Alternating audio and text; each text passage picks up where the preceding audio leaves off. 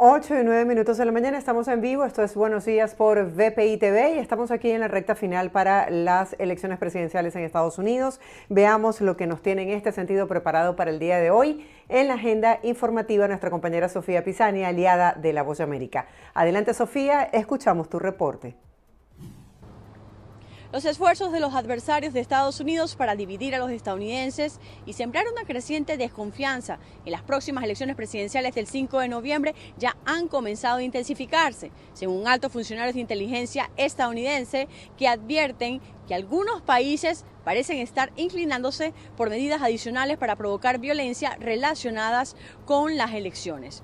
La última evaluación desclasificada que fue emitida el martes por la Oficina del Director de Inteligencia Nacional dice que los actores extranjeros, en particular Rusia, Irán y China, siguen decididos a avivar narrativas divisivas para dividir a los estadounidenses y socavar la confianza de los estadounidenses en el sistema democrático estadounidense en consonancia con lo que perciben que es de su interés. Pero advierte que las agencias de inteligencia estadounidenses están cada vez más seguras de que Rusia está empezando a participar en planes destinados a incitar a la violencia. Además, evalúa que Irán también puede tratar de incitar a la violencia. Aunque las preocupaciones se están centrando al escenario posterior del cierre de las urnas, cuando los funcionarios electorales estatales y locales comienzan a contar y certificar los resultados. Un funcionario de inteligencia estadounidense informando a los periodistas bajo condición de anonimato, probablemente, dice, se apresurarán a crear narrativas falsas o amplificar el contenido que creen que creará confusión sobre las elecciones, como publicar denuncias de irregularidades electorales. El funcionario puntualizó que Rusia, Irán y China pueden percibir una ventana de vulnerabilidad para impulsar la desinformación o fomentar o amplificar las protestas y amenazas a partir del momento de que cierren los centros de votación y hasta el 6 de enero, cuando los resultados presidenciales sean certificados por una sesión conjunta del Congreso. Rusia, China e Irán han rechazado las acusaciones anteriores de Estados Unidos de intromisión electoral. Les informó Sofía Pisani de La Voz de América. Gracias a nuestra compañera Sofía Pisani, aliada de La Voz de América, por este reporte que nos pone en contexto sobre esta reñida contienda electoral para llegar a la Casa Blanca. Quedan menos de 2 semanas ya para las elecciones en este país y justamente saltan al ruedo acusaciones en contra de cada uno de los candidatos. Por ejemplo, el candidato demócrata Tim Walz decía que Donald Trump había caído en una especie de locura al tener una fijación con Hitler y decir que admiraba a esos generales por la lealtad que le tenían a Hitler. También Kamala Harris ha sido señalada por su contrincante de ser socialista. Ella ha dicho que no, que es capitalista, pero para profundizar en todos estos temas y sobre todo, ¿qué proponen para nuestra comunidad hispana? Está con nosotros el periodista e internacionalista Alejandro Linares Mendoza para analizar este tema de interés. Alejandro, feliz día, gracias por estar aquí, bienvenido. Hola Marjorie, es un gusto volver a acompañarte. Sí, estamos en esta contienda. Quisiera que nos hablaras de cómo se posicionan a nivel de encuestas ambos candidatos presidenciales. Ok, en este momento, en términos de encuestas, sobre todo encuestas que miden intención de voto, hay un empate técnico. Hacia la semana pasada, las encuestas, o más bien los promedios de todas las encuestas que se hacen en Estados Unidos daban una ventaja de entre 2 y 4 puntos porcentuales a Kamala Harris por encima de Donald Trump. Esto quiere decir que hacia la semana pasada, si Donald Trump tenía, por ejemplo, una intención de voto de 36%, Kamala Harris tenía una intención de voto de entre 38 y 40%. Pues bien, hacia esta semana esa brecha se ha acortado y se ha acortado muchísimo, pues los promedios de encuestas dicen que Kamala Harris tiene apenas un punto porcentual de ventaja por encima de Donald Trump. De hecho, según un promedio que ha elaborado el diario The New York Times, Kamala Harris tiene 49% en términos de intención de voto, mientras que Donald Trump tiene 48% en términos de intención de voto. Esto, insisto, se enmarca dentro de lo que se considera en comunicación política y en estudios de opinión como empate técnico. Para explicarle a la gente, a la audiencia, qué es un empate técnico, se considera que hay un empate técnico cuando las encuestas no pueden predecir con certeza quién va a ganar una elección. En este caso, si el ganador será Trump o si la ganadora será Kamala Harris. Dado que en este momento, voy a repetirlo, la diferencia entre Trump y Harris es de apenas un punto porcentual a favor de Harris, no hay suficiente certeza como para decir que Kamala Harris, a pesar de aventajar a Trump por un punto porcentual, va a ganar la elección del 5 de noviembre. Ahora, Alejandro, ¿por qué es importante el voto latino y en especial, cuáles son las propuestas concretas de cada candidato para nuestra comunidad? El voto latino es súper importante porque la comunidad latina, o más bien la comunidad hispana, es una minoría que al menos en esta elección, en la del año 2024, podría marcar la diferencia. Como te acabo de decir, vamos a estar en presencia de una elección, de una votación que va a ser bastante reñida, va a ser bastante cerrada. Y muy probablemente van a ser las minorías las que definan esa elección. Sabiendo, repito, que la comunidad hispana o que la comunidad latina es una minoría que tiene poder de voto en Estados Unidos, esa minoría podría inclinar la balanza en una elección cerrada como la de este 2024, podría inclinar la balanza a favor o en contra de Donald Trump, a favor o en contra de Kamala Harris. Ahora bien, ¿qué propone cada candidato para la comunidad latina, para la comunidad hispana? Durante el día de ayer, por ejemplo, el presidente Donald Trump sostuvo un encuentro con empresarios latinos en Miami. Si no me equivoco, esa reunión se registró en Doral. Sí. Y allí en esa reunión, pues el presidente Trump mantuvo su propuesta de condiciones más beneficiosas para los empresarios. En el caso de Kamala Harris, su mayor propuesta hacia la población latina, hacia la población hispanoparlante, se decanta hacia el área de la migración. Es muy probable que en un eventual gobierno de Kamala Harris no veamos políticas duras contra la migración ilegal, contra los indocumentados, como si las llegamos a ver, por ejemplo, durante el gobierno de Donald Trump, sino que es posible que Kamala Harris se decante por instrumentos legales, herramientas jurídicas que le permitan, de alguna manera, contener la crisis migratoria al sur de Estados Unidos sin que eso afecte en demasía a los latinos, a los hispanos.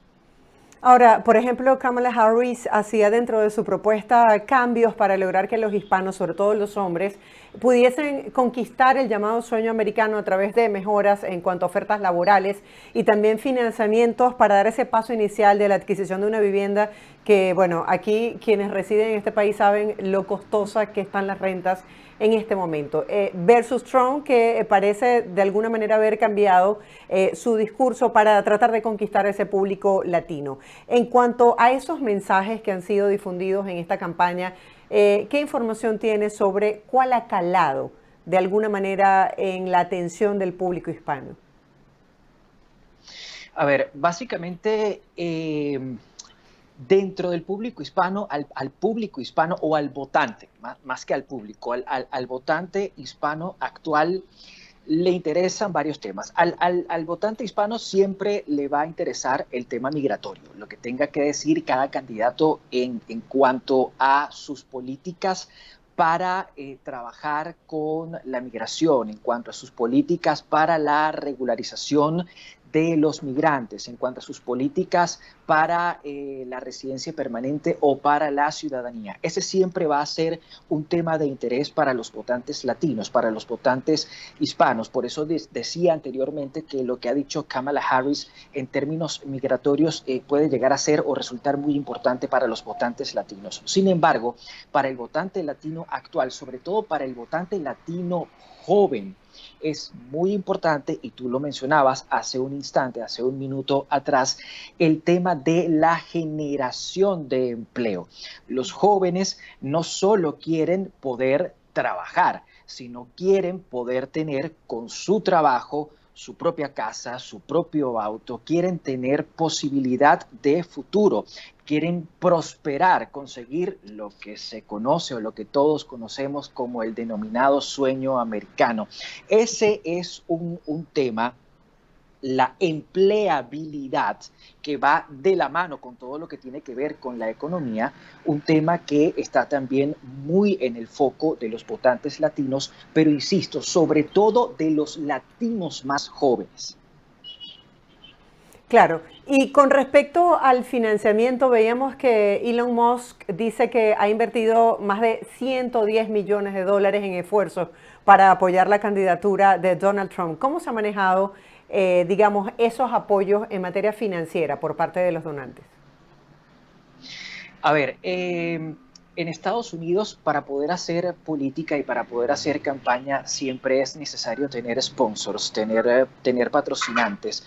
Los tiene Donald Trump y también los tiene Kamala Harris. De lado y lado hay firmas, hay empresarios que aportan fondos para que cada candidato pueda hacer campaña y con esa campaña pueda intentar llegar a la Casa Blanca. Ahora, el hecho cierto es que detrás de cada donación hay intereses. Hay intereses y eso hay que decirlo y hay que dejarlo muy claro. En el caso de Elon Musk, él sí, ciertamente ha hecho una donación cuantiosa, una donación sustancial a la campaña de Donald Trump. Y eso obedece no solo al hecho de que en términos ideológicos Trump y Musk coinciden bastante, sino que también obedece al hecho de que Elon Musk tiene intereses y probablemente en un virtual segundo gobierno de Donald Trump, esos intereses sean más viables, la consecución de esos intereses sea mucho más viable que en un virtual gobierno de Kamala Harris. Sí, se ha dicho que en esta contienda que está tan reñida, como tú lo señalas, cualquiera de los dos puede llegar a la Casa Blanca. Cualquier cosa que hagan, cualquier declaración o cualquier estrategia puede ser decisiva para poder conquistar el voto de esas personas que están indecisas y de esos estados que todavía no está clara cuál va a ser su intención de voto. Hablemos acerca de eso. ¿Qué pudiésemos ver en estos próximos días, ya acercándonos más al día de la elección presidencial? Claro, a ver, hay que explicarle a la audiencia que en Estados Unidos hay estados que son eminentemente demócratas, como Nueva York, por ejemplo, como California, por ejemplo, estados que son eminentemente republicanos, como Texas. Entonces, en estos estados ya se sabe de antemano, con anticipación, quién va a ganar, que va a ganar un demócrata o va a ganar un republicano. Sin embargo, en Estados Unidos también hay estados que se conocen como swing states. Son estados péndulo, estados bisagra. ¿Por qué? Porque la intención de voto en esos estados varía de elección en elección. En el caso de este 2024, de la elección presidencial de este 2024, hay 7 swing states, 7 estados péndulo, que son Wisconsin, Nevada, Carolina del Norte, Pensilvania, Michigan, Georgia y Arizona. ¿Por qué son clave estos swing states? Porque allí la victoria se la puede llevar Kamala Harris como se la puede llevar Donald Trump. Es decir, la cosa está para los dos. En cualquiera de esos estados, la cosa está para los dos. Ahora, lo importante de estos estados es que aportan 93 delegados electorales. En Estados Unidos, para que un candidato pueda ser considerado como presidente electo, ese candidato tiene que lograr acumular 270 delegados electorales de un total de 538 delegados electorales.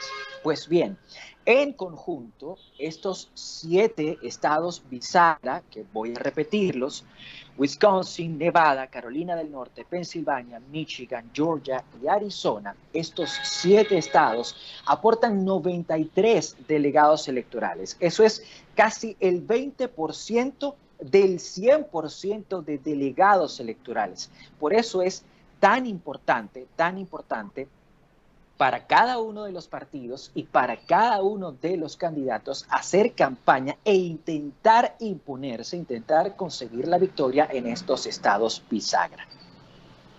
Alejandro, tú que has estado pendiente de lo que han sido los anuncios desde el inicio de esta campaña electoral, ¿cómo ha cambiado justamente el discurso en temas de vital importancia como por ejemplo inmigración, economía o el aborto en cada uno de estos candidatos a medida que nos vamos acercando ya a ese día de las elecciones? ¿Cuál ha sido el cambio? No solamente verbal, sino también en cuanto a conducta, porque hemos visto recientemente un Donald Trump repartiendo comida a la gente en un McDonald's, por ejemplo. Sí. Por cierto, eso ocurrió en Pensilvania, que lo repito, es un estado clave, es parte de la campaña que hacen los republicanos para intentar ganar en Pensilvania un swing state. Ahora, por ejemplo, Donald Trump ha adoptado como bandera el tema migratorio, el tema de la crisis migratoria en la frontera sur. Ese ha sido su tema bandera.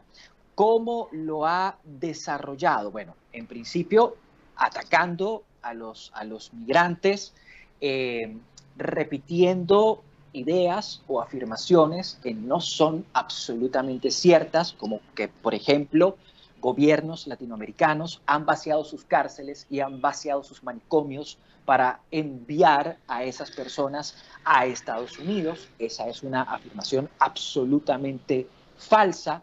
Sin embargo, ha sido la manera de Donald Trump de encarar el tema migratorio. ¿Por qué Trump se ha enfocado en la migración? Bueno, porque en primer lugar, ya lo dije, hay una crisis migratoria en la frontera sur de Estados Unidos.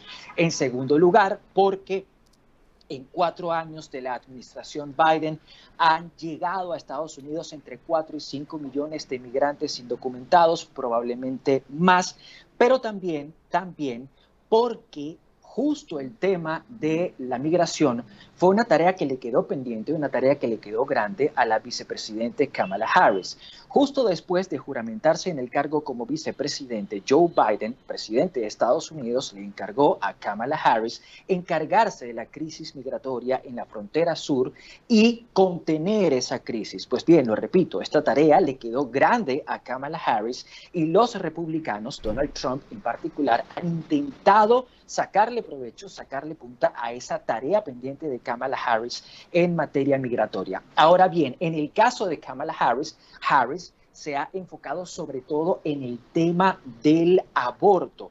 Ella, desde el año 2022, cuando el Tribunal Supremo de Justicia anuló la sentencia del 73 del caso Roe versus Wade, ha asumido como bandera no solo la lucha para mantener el aborto como un derecho en Estados Unidos, sino también ha asumido como bandera todo el tema de los derechos reproductivos. Pues bien, esa ha sido, insisto, la gran bandera de Kamala Harris y es eso, entre otras cosas, no es la única razón, pero es una de las grandes razones que le permite a Kamala Harris al día de hoy concentrar la gran parte del voto femenino en Estados Unidos.